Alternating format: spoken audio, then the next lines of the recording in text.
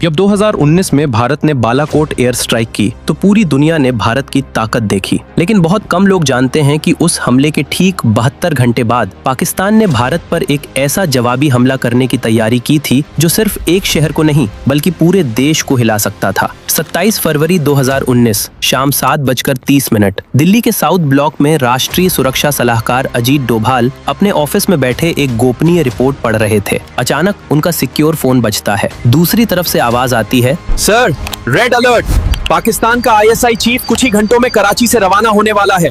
Destination Beijing. Doval की भौहें हल्की सी सिकुड़ जाती हैं। वो शांत स्वर में पूछते हैं, मिशन का नाम? ऑपरेशन रेटलिएशन। कमरे में गहरी खामोशी छा जाती है। डोभाल को पता था कि ये कोई साधारण बदला नहीं था। पाकिस्तान के आईएसआई चीफ का चीन जाना मतलब साफ था, कुछ बहुत बड़ा होने वाला था। लेकिन उन्हें नहीं पता था कि असली साजिश कितनी गहरी और कितनी खतरनाक थी। और उस साजिश को रोकने के लिए अजीत डोभाल को अपने पूरे करियर का सबसे खतरनाक दांव खेलना पड़ेगा। एक ऐसा दांव जिसमें एक गलती का मतलब था तीसरी विश्व युद्ध। बालाकोट एयर स्ट्राइक के ठीक 2 दिन बाद इस्लामाबाद के एक सुरक्षित सेफ हाउस में पाकिस्तान की सेना, आईएसआई और चीनी इंटेलिजेंस के 3 अधिकारी एक गुप्त बैठक में बैठे थे। ISI chief lieutenant general Faiz Hamid table पर एक नक्शा फैलाते हुए कहते हैं, जनाब, भारत ने हमारी सरजमी पर हमला किया है। अब हम भी उन्हें वो सबक सिखाएंगे जो वो कभी नहीं भूलेंगे। चीनी इंटेलिजेंस ऑफिसर वांग शू आगे झुकते हुए पूछता है, क्या तैयारी है? फैज हमीद मुस्कुराते हुए कहते हैं, 3 शहर, एक साथ, एक ही रात।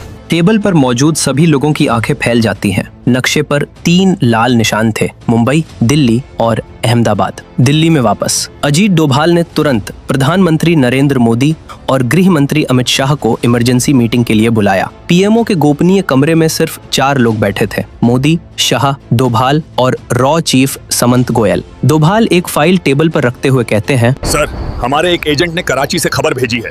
आईएसआई चीफ आज रात 11 बजे बीजिंग के लिए निकलने वाला है। मिशन का कोड नेम है ऑपरेशन रेटलिएशन। मोदी गंभीर होते हुए पूछते हैं, क्या पता चला है इस ऑपरेशन के बारे में? डोभाल कुछ पल रुकते हैं, फिर धीरे से कहते हैं, सर, खुफिया जानकारी के अनुसार पाकिस्तान और चीन मिलकर भारत के 3 बड़े शहरों में एक साथ हमला करने की योजना बना रहे हैं।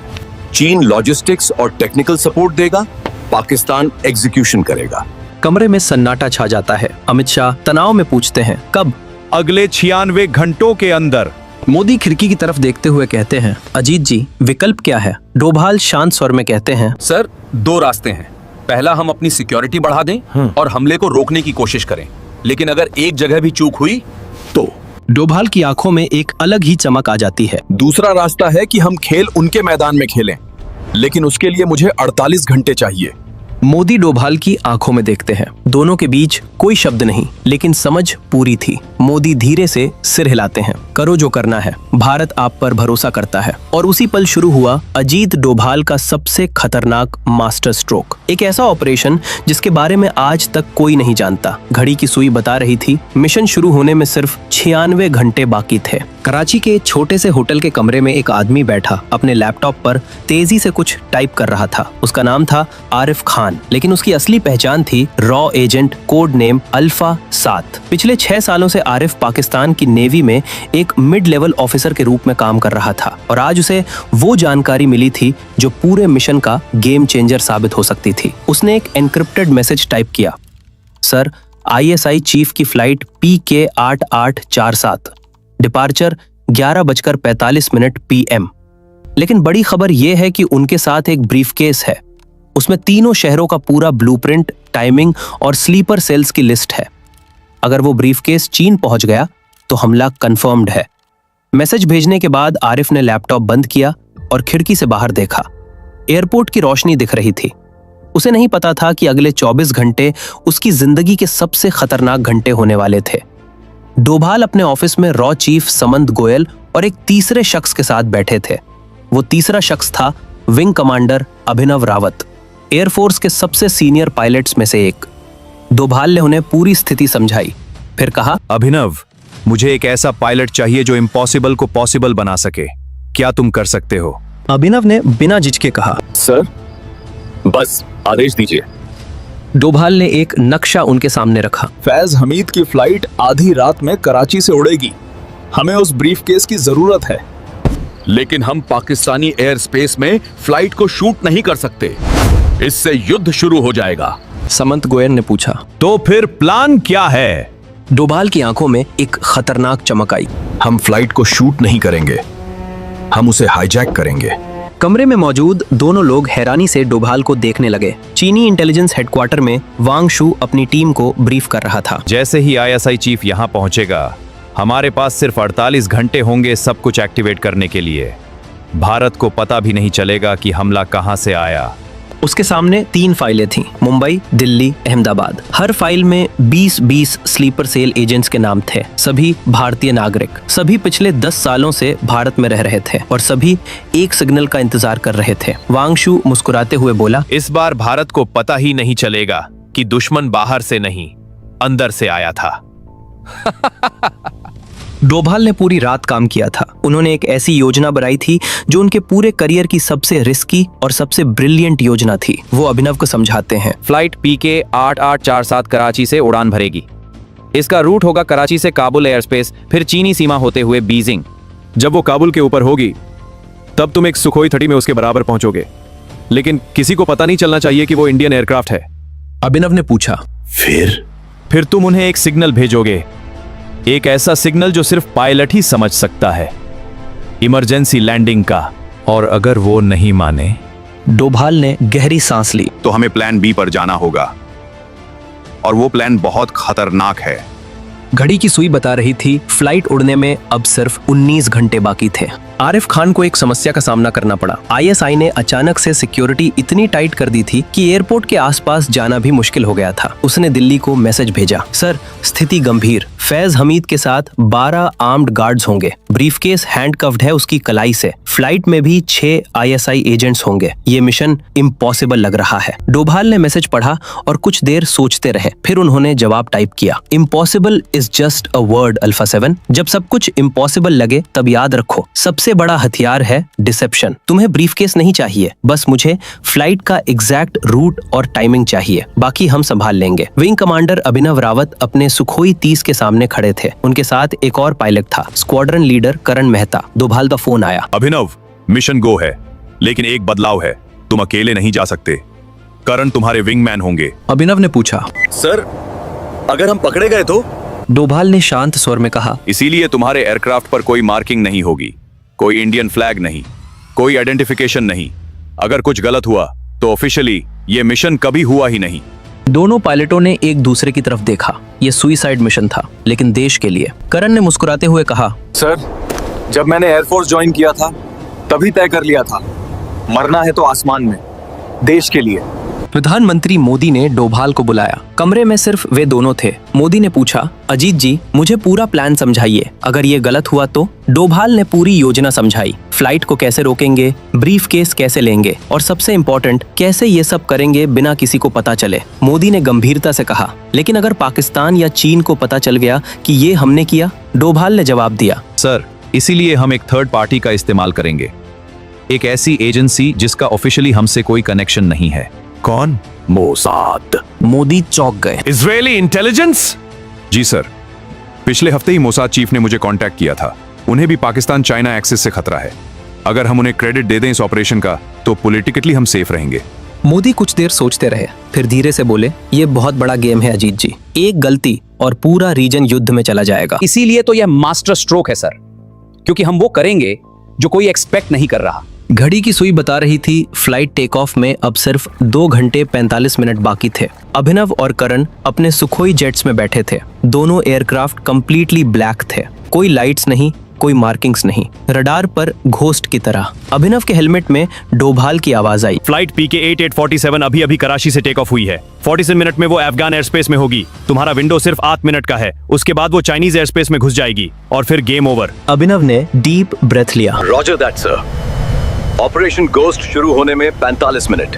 और दोनों जेट्स अंधेरे आसमान में गायब हो गए। फ्लाइट PK8847 शांति से अपने रूट पर उड़ रही थी। अंदर ISI चीफ फैज हमीद आराम से बैठे अपनी ब्रीफकेस को देख रहे थे। उन्हें पूरा यकीन था कि 6 घंटे बाद वो बीजिंग पहुंच जाएंगे और फिर भारत के खिलाफ सबसे बड़ा हमला शुरू हो जाएगा। अचानक कॉकपिट में एक वार्निंग साउंड बजती है। पायलट कैप्टन शाहिद ने रेडार चेक किया। उसकी आंखें फैल गईं। Unidentified aircraft, 2 bogies, distance 5 kilometre, closing fast. Faiz Hamid तुरंत आगे आया। क्या है ये?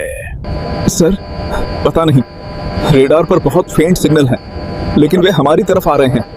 उसी समय अभिनव और करण के जेट्स ने PK8847 को सराउंड कर लिया था दोनों तरफ से। अभिनव ने अपने रेडियो पर एक इमरजेंसी फ्रीक्वेंसी खोली, वो फ्रीक्वेंसी जो सभी सिविलियन फ्लाइट्स मॉनिटर करती हैं। उसने एक मैकेनिकल डिस्टॉर्टेड आवाज में कहा जिससे नेशनैलिटी पता ना चले। Pakistan flight PK8847.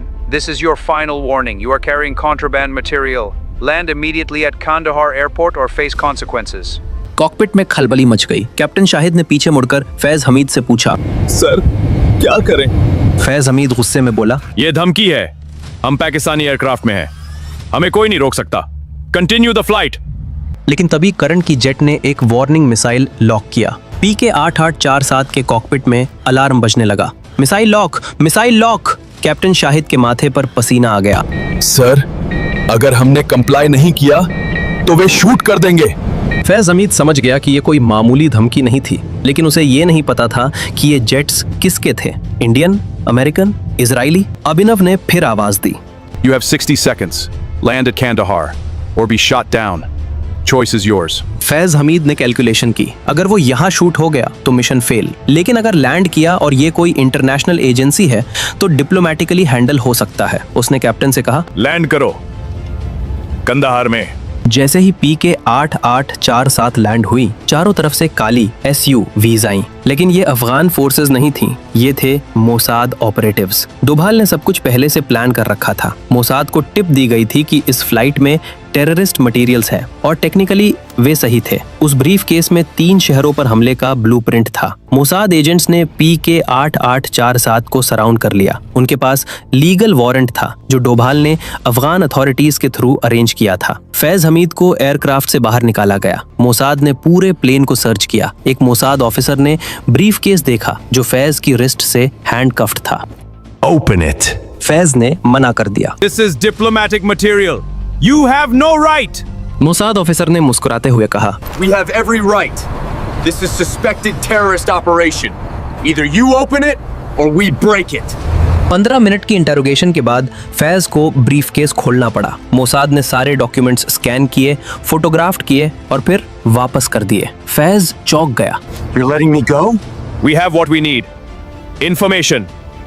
आप जा सकते हैं। लेकिन फैज को नहीं पता था कि जो डॉक्यूमेंट्स स्कैन हुए थे वे ऑलरेडी एनक्रिप्टेड चैनल से भारत के रॉ हेडक्वार्टर्स पहुंच चुके थे। डोभाल के सामने स्क्रीन पर पूरा ब्लूप्रिंट था। मुंबई के 20 स्लीपर सेल्स के नाम और एड्रेस, दिल्ली के 20 स्लीपर सेल्स के नाम और एड्रेस, अहमदाबाद के 20 स्लीपर सेल्स के नाम और एड्रेस, हमले की एग्जैक्ट डेट 5 मार्च 2019, हमले का एग्जैक्ट टाइम रात 8 बजे, PM हथियारों के सप्लायर, फंडिंग रूट, सब कुछ। डोभाल ने तुरंत अमित शाह को फोन किया। सर, हमें सब कुछ मिल गया। अब हमारे पास 72 घंटे हैं सभी 60 स्लीपर एजेंट्स को गिरफ्तार करने के लिए। अमित शाह ने कहा, ऑपरेशन शुरू करो, साइलेंट, किसी को पता नहीं चलना चाहिए। अगले 72 घंटों में भारत की सभी intelligence agencies, raw, IB, NIA, state police units, सभी ने मिलकर एक ऐसा ऑपरेशन चलाया जिसकी कोई मिसाल नहीं थी। एक एक करके तीनों शहरों से सभी 60 स्लीपर एजेंट्स को चुपचाप गिरफ्तार किया गया। इतनी चुपचाप कि मीडिया को भी पता नहीं चला। किसी को गिरफ्तार नहीं किया गया पब्लिकली, सबको डिफरेंट चार्जेस पर क्वाइटली डिटेन किया गया। Tax fraud, illegal documents, suspicious activities. 5 मार्च 2019 रात 8 बजे, वो टाइम जब हमला होना था, लेकिन कुछ नहीं हुआ। पाकिस्तान और चाइना वेट करते रहे सिग्नल का, लेकिन कोई ब्लास्ट नहीं हुआ, कोई अटैक नहीं हुआ, क्योंकि सभी 60 एजेंट्स ऑलरेडी कस्टडी में थे। प्रधानमंत्री मोदी ने अजीत डोभाल को पर्सनली धन्यवाद दिया। अजीत जी, आपने तीसरी विश्व युद्ध रोक दी और किसी को पता तक नहीं चला। डोभाल ने विनम्रता से कहा, सर ये मेरा काम है और सबसे बड़ी जीत वही है जिसके बारे में दुश्मन को पता ही न चले कि वो हार गया।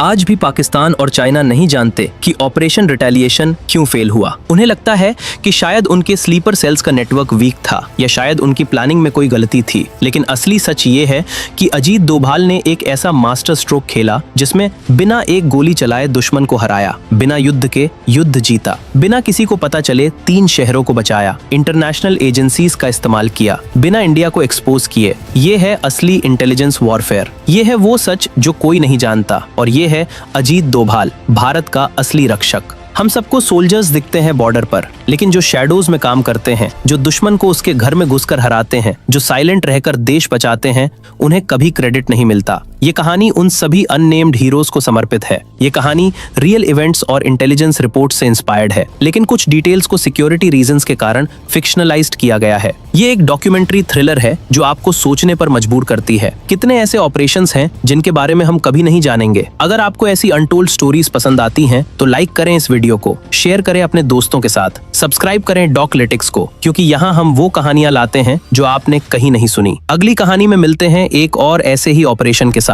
जय हिंद।